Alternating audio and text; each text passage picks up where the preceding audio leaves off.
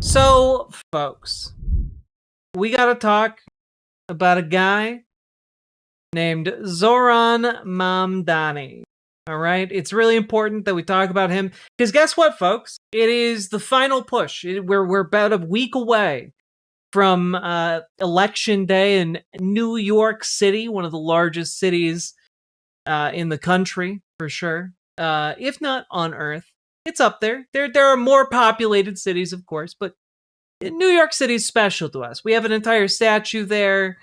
There are various islands and hot dog feelings around it. Pizza Rat, the home of the prestigious Pizza Rat. It's an important city, and we got to talk about him.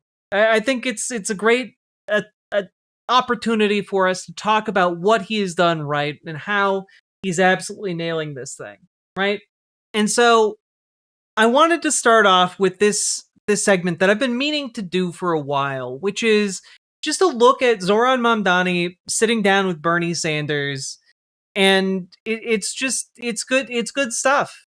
It is good stuff. It is nice to see, and it is indicative of just exactly what Zohran Mamdani was able to tap into and really access with his campaign, which is the awareness that a lot of people in this country have that they deserve more and they deserve better. And in a lot of cases, that is inarticulated. It is, just kind of a thought in the back of a lot of people's heads that they deserve better than this. But the system constantly puts us all down and tries to make us expect less and less and make do with fewer and fewer resources. And so I wanted to take a look at this because it just seems real nice. Like, this is kind of another passing of the torch. Senator Zohran, how are you?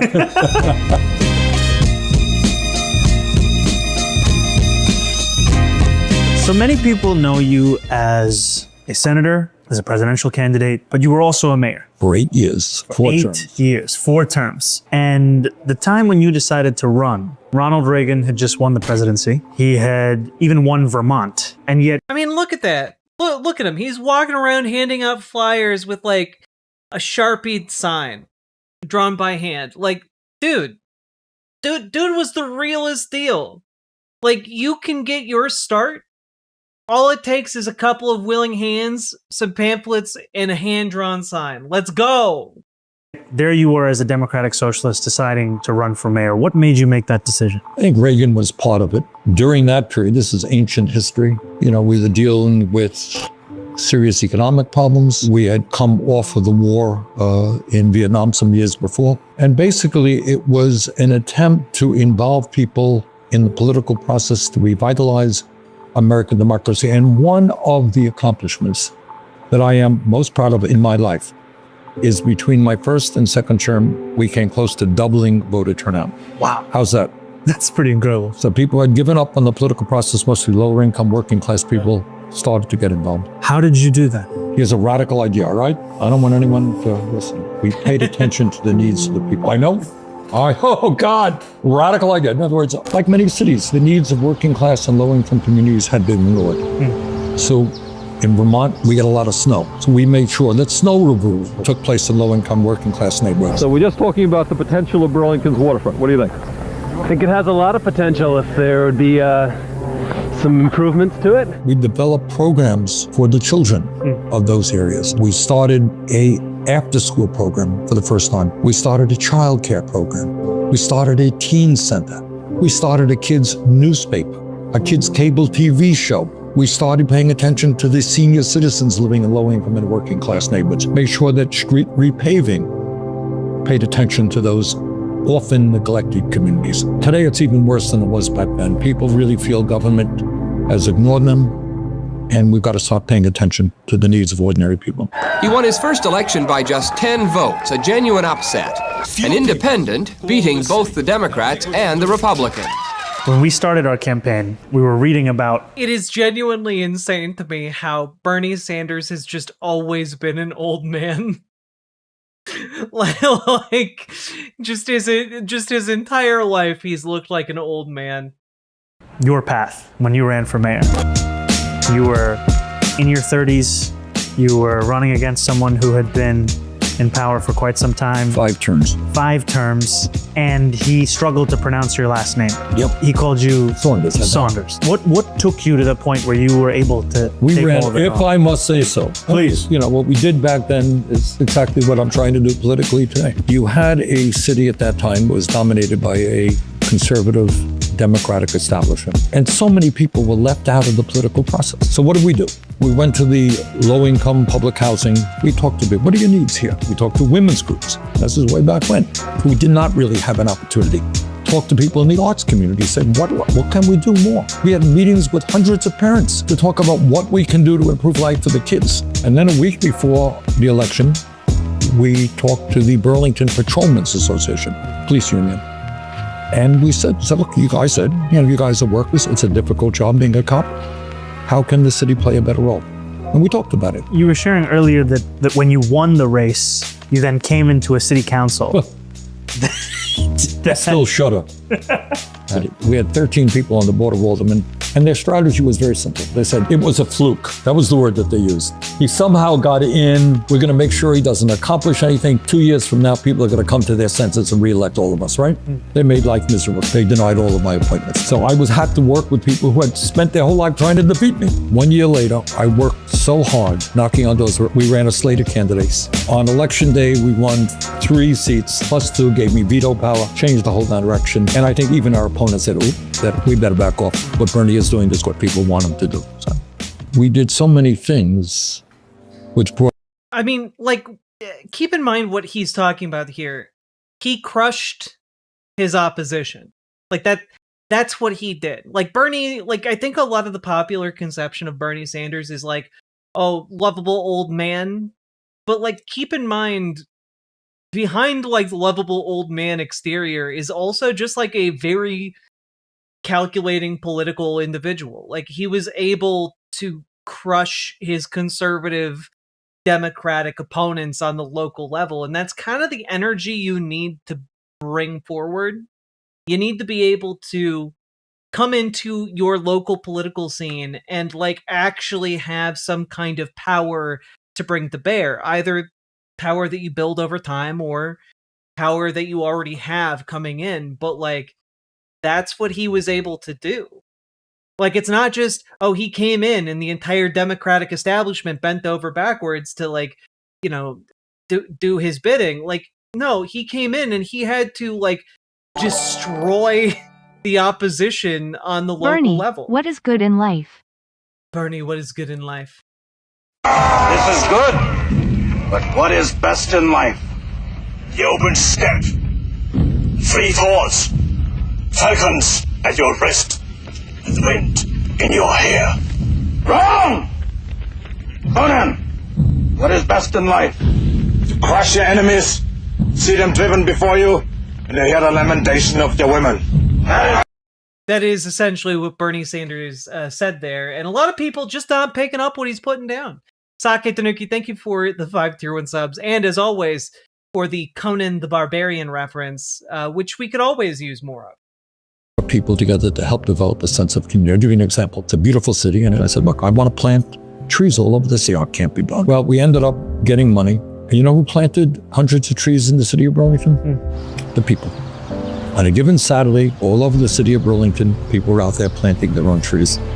We started a jazz festival, which shut down the entire city for free jazz all over the city. Still going today. Circuses. We just did a whole lot of things to bring people together culturally.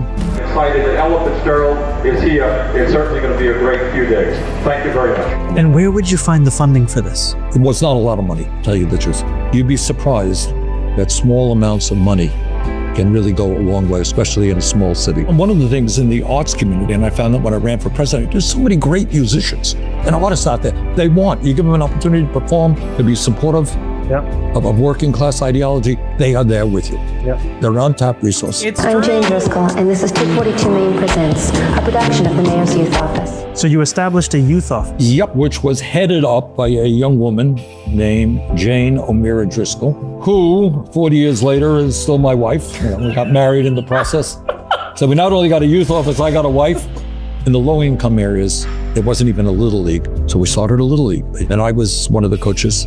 I think especially with the youth office, what comes to mind is that in New York City, we all How the hell did he have time to be a youth coach on top of all this? Also, that is an adorable bear. often tell kids, especially teenagers, what they shouldn't do. We spend very little time telling them what they should do. We did, and it doesn't seem like a big deal. We established a teen center, and we said to the kids, no drugs, no alcohol, no cigarettes. You decide the music, you run it yourself under those conditions. Honest to God, I bump into people today who say, I remember that teen center, and we had musical group battles of the bands. You know, these kids were coming out, terrible music, loudest music you ever heard in your life. But the kids enjoyed it. Bread and roses. Exactly. Bread and roses. There was a lot of bread, but there was a lot of roses. And I think this created a sense of joy in the community that hadn't existed before. It can't just be struggle. No, it cannot. People have the right to enjoy community. Yeah. It's A revolution without dancing isn't the revolution at all, really. speaks to the fact that governance will require everything. Yes.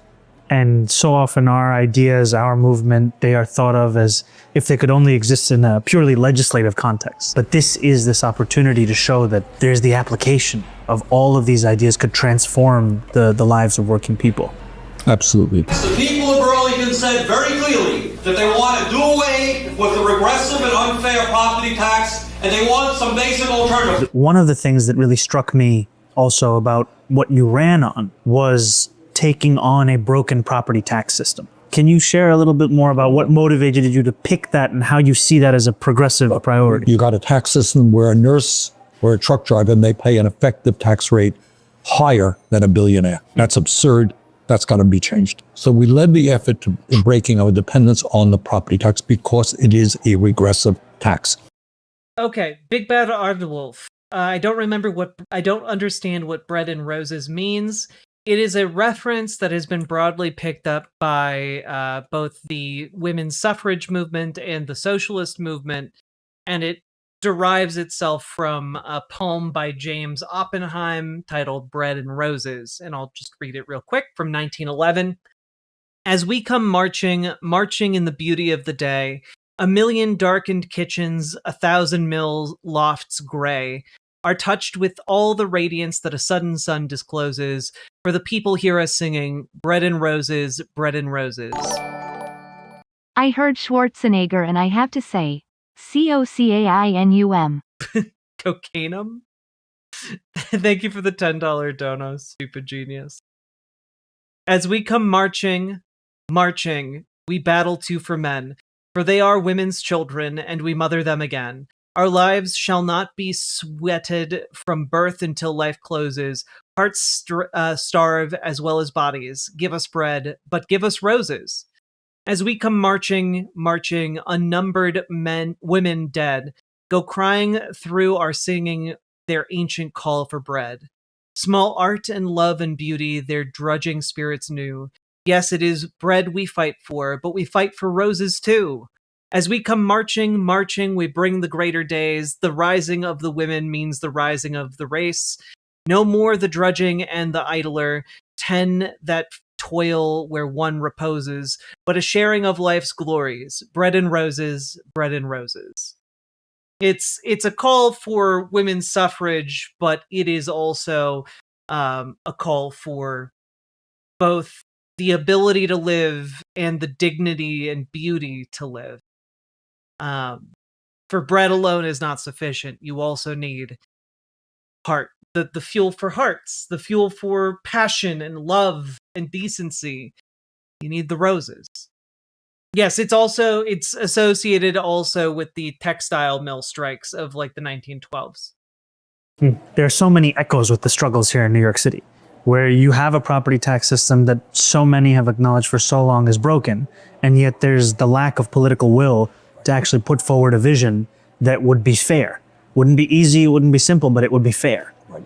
And people lose their faith in government if you can't address the most glaring example of its failure. That's right. It's a sad day because the United States has chosen to go to war against the people of Nicaragua. When you were the mayor of Burlington, you would also speak up against U.S. foreign policy. I did. That was far out of line with the values of most people across this country. For the last And by the way, reading up on Paul Wellstone in Minnesota, very similar thing. It seems kind of like one of the things that allows folks to make the leap from local politics to state level or national level politics is the vision to be able to talk eloquently and passionately about these issues, even when they go beyond what one city or one town's ability to actually affect might be. You know, standing up for what you believe is right, it turns out, is actually an incredibly popular thing to do when it is for causes that are right and just. Last 150 years or so, the United States government, in its wisdom, has decided that Latin America should be a colony of the United States government. How would you balance leading the city and speaking up for... First of all, you got to do your job. You're not running for president of the United States. You're running for mayor of New York City, a city which, like every other city in America, has significant problems. That is your job. But sometimes, as the leader of a great city, you do have a right to reflect the views of the people in your city on some of the important issues facing the country. So what I can tell you, having been all over this country, is that the American people do not want to continue to spend billions of dollars supporting Netanyahu's extremist government, which is wreaking havoc and destruction on the Palestinian people. You have a right to speak out on those issues. I think you do. And I think when you do, you are reflecting the views of the vast majority of the people in this city. The thing that I have learned, to be a successful mayor, you got to hear from the people, you got to involve the people, and you got to talk to the people. You got to get through all the media crap that's out there and say, this is what I am trying to do. What do you think? The importance of your election is that from a moral perspective, from a set of values, you're going to be in sharp contrast to the President of the United States. We don't believe in pitting one group of people, often politically weak people. We don't believe in generating hatred against the group. Our understanding that we bring black and white and Latino and Asian, everybody else, around an agenda that works for all of us. That we're not bullies. That, you know, if we can say it, we believe in compassion and love. That is what motivates us. Oh my God, it's a radical thing. We believe in the Sermon on the Mount, do unto others as you would have them do unto you, which is true in all religions, all right? So it's important that we take that value system, that we cherish our kids, no matter what their color may be, the elderly who help raise us, that we bring our people together, and that in the richest country in the history of the world, it is not radical.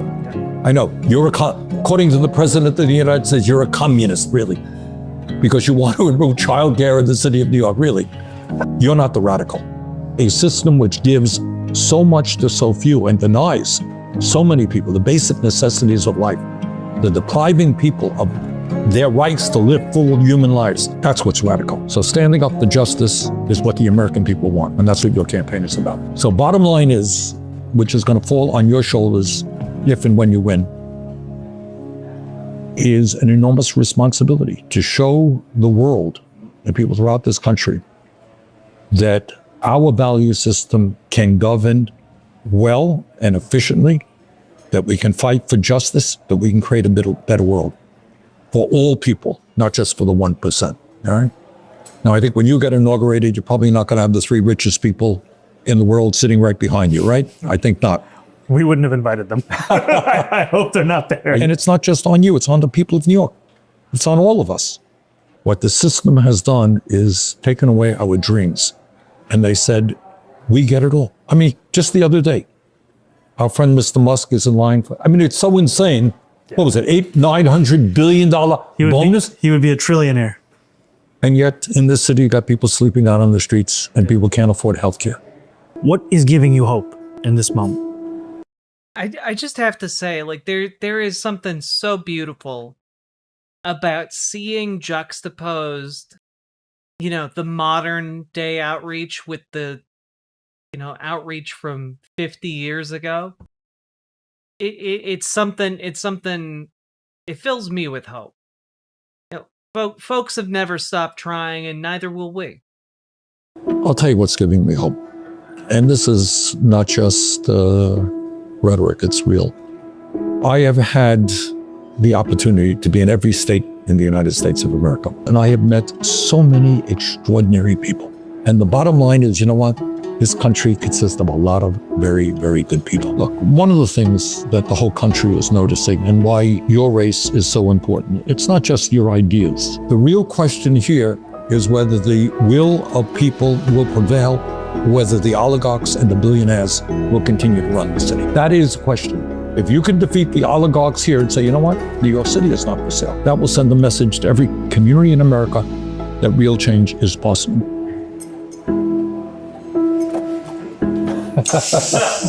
You know, Bernie, this means so much to me because we are sitting here in one of my favorite restaurants in Astoria, Sammy's Kebab House, in the heart of my district as an assembly member. And my journey in running for office in the first place, I launched on October 18th, 2019. And the first event that we had was to your Queensbridge rally. I remember the excitement, the elation we had of the rebirth of that campaign. And the consequent birth of all of our campaigns. And we canvassed the line to get in. We got $1, $5, $10 donations. We got emails. I was being interviewed by journalists from Belgium. I couldn't even get an interview from anybody in Astoria. So you took Belgium better than others. I said, and I remember you walking out and sharing your vision for what this country could be. And to have you back here in Astoria again, it's just the ways in which you have inspired us, the path that you have tread that we now walk on, the very slogans of your mayoral campaigns, we echo them today. And in some sense, it is the energy that has powered so many of us for so long. So I just have to say very thank kind you. of you. That means a lot to me. And I thank you very much for saying that. Look, nobody is an island into himself or herself, right? We all got it from somebody else, and I got it from other people, and they got it from somebody else. And you know, the fight for justice has gone on for a few thousand years, so, right? We're wrong, and we continue it, and you're going to be in a position to do a whole lot. So, thank you for the opportunity of being able to work with you. The pleasure is all mine. Thank you, my friend. Okay. Thank you. Thank All you. right. Thank you. All right. You guys happy? Thank you. All right. We got enough to keep you? This is something I try and touch on, but in this particular video, to me, it does such a good job of pointing out that the fact that the struggle for justice is not a singular one. It is not one that is undertaken in any one corner of the world. It is undertaken in all and every corner of the world. The human heart yearns to be free. It yearns to be, you know, with others in community. It yearns for the bread, it yearns for the roses, it yearns for basic human dignity and beyond. And like, these two men have put everything on the line. Like, Bernie Sanders has given us like 60 years of his life in order to fight for justice. And now Zohran Mamdani is picking up that burden and carrying it forward into the future along with all of us. It is our burden. And maybe burden isn't the right word. Maybe it is our joy to carry forward this resistance and this push for truth and justice and dignity forward. It is our turn. You know, just as people during, you know, the rule of Louis the 16th, you know, the Sun King, the absolute monarchs of the feudal age, people then were also struggling to be free. It is a struggle for freedom that has never once ended in human history. And I think that we will eventually win. And let's do our part so that our children can grow up in a world where we can tell them, we can look them in the eye and we can tell them we did our best. And we can be proud of what we did. Like, let's actually win. I think that we can do this. And I think that it just takes all of us working together and building up that political willpower in order to make all of this happen. I know that especially lately, it's been really scary There are a lot of really big challenges facing us. There is a lot of suffering that is on the horizon. And the solution to all of that is for more of us to get involved, for more of us to care for our communities, for more of us to get out there and believe that something better is possible. And not only possible, but that we can actually do it. We can be a part of making it come to pass in our, in our local communities, in our towns, in our cities, in our, our community center. We do not have to live complacent with a world. We need to tell them so the tech bros can't through generated replicas can't. I mean, like, we need to put a lid on this reckless abandon with which oligarchs play with the lives of people in our community. We can't do that. We cannot allow members of our community to be sacrificed so that these tech oligarchs can have just $10 more in their pocket. We can't abide that.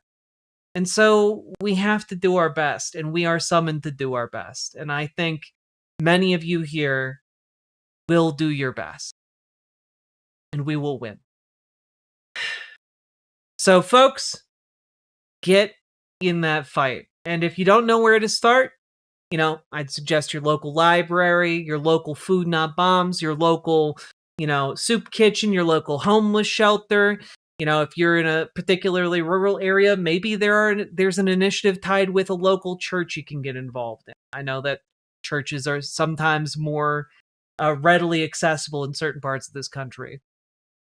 But figure out what you can do to get involved to help your local community, because there is going to be a huge need for that in less than a week when nutrition assistance gets cut off. And I also just want you all to be thinking what you can do in other capacities as well. If folks don't know where to start, don't feel drawn to any of those options, do consider joining your local Dems and radicalizing them to better politics. Because you can unseat conservatives. I don't care where you are in this country, you can unseat them. It's possible. Consider joining your local Dems. Consider joining your local DSA. Folks, if you need help joining your Dems, join the Discord, reach out to Dragonfly. If you need help joining your DSA, join the Discord, reach out to GamerG. Okay, folks? You can make your community better. Each and every one of us can be part of the solution. And I hope you will join me. That, folks, let's move on together.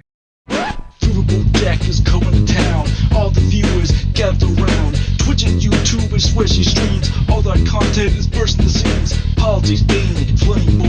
Her sense of fashion you'll adore. So grab your stuff and hop aboard. We're going straight to Jack's Discord. Riverboat Jack.